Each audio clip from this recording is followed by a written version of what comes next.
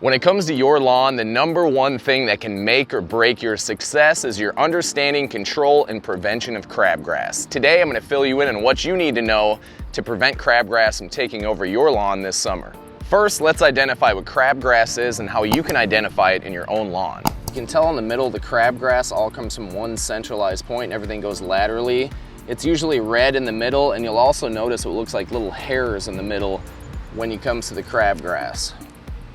Crabgrass is an annual warm season grassy weed that starts its life cycle in the early spring and doesn't really become noticeable until later on in the summer. If you live in a climate like mine around the Chicago area, you start to notice it around July. With crabgrass, you'll start to notice it showing up in areas where the soil temperatures are the warmest. Areas like along the sidewalk, along your driveway, where the sun beats down that concrete and heats up all that soil around that area, that's where crabgrass really thrives. Crabgrass can easily be mistaken for other grassy type weeds like foxtail, nutsedge, goosegrass, clumping tall fescue. There's all kinds of different grassy weeds that have that wide blade of grass that can make them difficult to distinguish one from the other. But the way you treat them is not always the same, so stay tuned to the end of the video where I talk about how you can take care of all those different grassy type weeds. In our lawn, we have basically what looks like a fairway and then a pretty drastic drop off over here in the creek that enters our lake. And this is pretty much a grassy weed haven over here. We have all kinds of different grassy weeds. And the first thing you're gonna notice of those grassy weeds is they have this neon look to them. So crabgrass, the first thing you're gonna notice is that neon green look. The rest of your grass is probably gonna be a darker green, and then that neon green color is gonna really stand out, and that's one way to identify crabgrass. Something else you're gonna notice about crabgrass, as opposed to your perennial grasses that you have, the desirable grass you wanna keep in your lawn, is that crabgrass has got a pointed tip to it. So it's got a wide blade like a tall fescue, but then it comes up to a point at the tip, and when it first starts, it's gonna look like this. As it matures a little bit, that grass is gonna continue to get bigger. Understanding the life cycle of crabgrass or other annual weeds is important because the crabgrass you see this year is not the same plant that you saw last year. So crabgrass is what's called an annual grassy weed, which means it lives for one season, and at the end of the season it puts out seeds. Those seeds stay in the ground, and then the next year you're gonna see those things start to germinate if you don't put down a pre-emergent or if those things get into your soil. So all the crabgrass you're seeing this year, that's brand new. It started its life cycle at the end of the spring, and now it's starting to come to fruition once those soil temperatures get to a point to where the temperatures are high, because that's when that crabgrass really thrives. Having a plan in place to take care of crabgrass is incredibly important, because once that crabgrass plant gets to maturity, it's gonna put out seeds, and each crabgrass plant can put out up to 100,000 seeds. Each one of those seeds can make their way into your soil, and they can create their own plant, and that's how crabgrass can take over people's lawns. So with 100,000 different plants that can come from one other one, I like to consider crabgrass kind of like the Wilt Chamberlain of grassy weeds. Something that makes it so difficult to control crabgrass is the fact that it grows laterally. You would think, all right, I can just mow this stuff up, and if I continually mow, it's not gonna go to seed, but crabgrass grows along the ground. It doesn't grow vertically, it grows horizontally.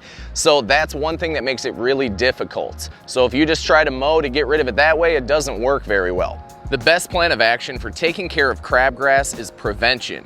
And prevention is done in the springtime. Once soil temperatures get to about 50 to 55 degrees, that's when those seeds from the previous year's crabgrass are gonna start to germinate. So putting down a pre-emergent, something with the active ingredients of dithiopyr or prodiamine, those are the two most common types of crabgrass pre-emergents. So if you do that, you're probably gonna be good to go this year when it comes to crabgrass. It may not be 100% effective all the time, but it's gonna be a heck of a lot more effective than if you don't put down any pre-emergent at all. So if you missed your window of opportunity to put down your pre-emergent, crabgrass has already taken over in your lawn, you got a couple different choices of what you can do. First, you can hand pull it if you want to. It's got pretty shallow roots, and if you can get it before it gets too mature, it's pretty easy to just pull out. I do that in my lawn because I don't use any pre-emergents or any weed killers, so I go that path. But if you have a ton of it, it can be super tedious, and you may want to go with what's called a post-emergent herbicide. And a post-emergent herbicide, you can choose some that are selective, meaning a selective herbicide is not going to kill your desirable perennial grass that you have. Typically, quinclorac is the name of the active ingredient for post-emergent weed killers that are going to kill crabgrass. So if you're picking up a post-emergent weed killer, make sure it's labeled to kill crabgrass if that's what you're trying to kill, because if it's not, it may not take care of the issue. So things like an Ortho Weed Be Gone with crabgrass killer with that active ingredient quinclorac, that's going to be pretty effective. You may need a couple treatments to take care of it completely, but if you can take care of it before it goes to seed, you're going to be ahead of the game for next year. Tenacity is another really good selective herbicide. It's a little bit more expensive, but it works really well when it comes to killing and also preventing crabgrass.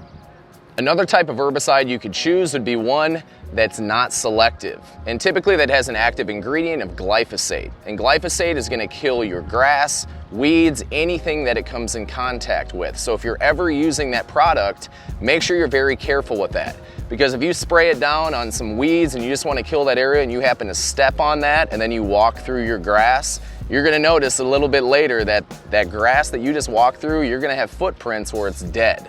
People have made that mistake before. Some friends of mine have done that, and it's something that can have some really bad results. So if you're going to choose a non-selective herbicide like that, be very careful with it and make sure you know what you're doing.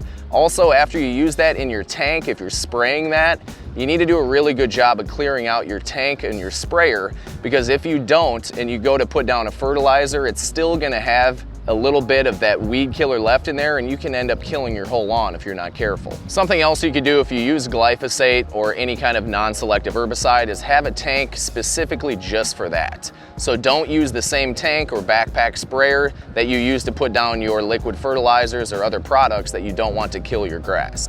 One of the most commonly misidentified grassy weeds that people think is crabgrass is something that's called clumping tall fescue.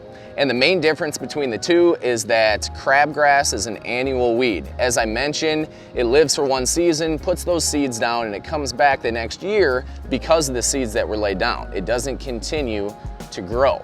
Perennial grasses like clumping tall fescue, a perennial never dies. It goes through phases of dormancy, typically in the wintertime, or if you experience a drought or high temperatures, that grass can go dormant, but it never dies. So when people think they have crabgrass, but really it's clumping tall fescue, if you use a product with the active ingredient of quinclorac or any other type of active ingredient that takes care of crabgrass, realize that it's not gonna kill that clumping tall fescue because it's a perennial grass. Here's an example of that clumping tall fescue right here. A lot of people think this is crabgrass when in reality it's not. It's easy to confuse them because it's got the wide blade that comes to a point on the end, but this is a perennial grass. So any of those weed killers labeled to kill crabgrass are not going to take care of these because it's a perennial, not an annual like crabgrass. So the selective herbicides that you use to kill crabgrass is also going to work on those other grassy type of annual weeds. But as I mentioned, those perennial weeds, you're going to need something different for that. So if you have clumping tall fescue, you have a couple different options of what you can do to get rid of that. One would be to dig it out. And clumping tall fescue typically has pretty deep roots, so you got to dig down about 6 inches to make sure you get down to get all the roots out so it doesn't grow back. Or you can use that non-selective herbicide like a glyphosate or like a Roundup, like I mentioned previously. So thanks so much for watching this video. Hopefully you have a better understanding of what you can do to take control of crabgrass and make sure it doesn't take over your lawn. I appreciate it, and I'll see you next time.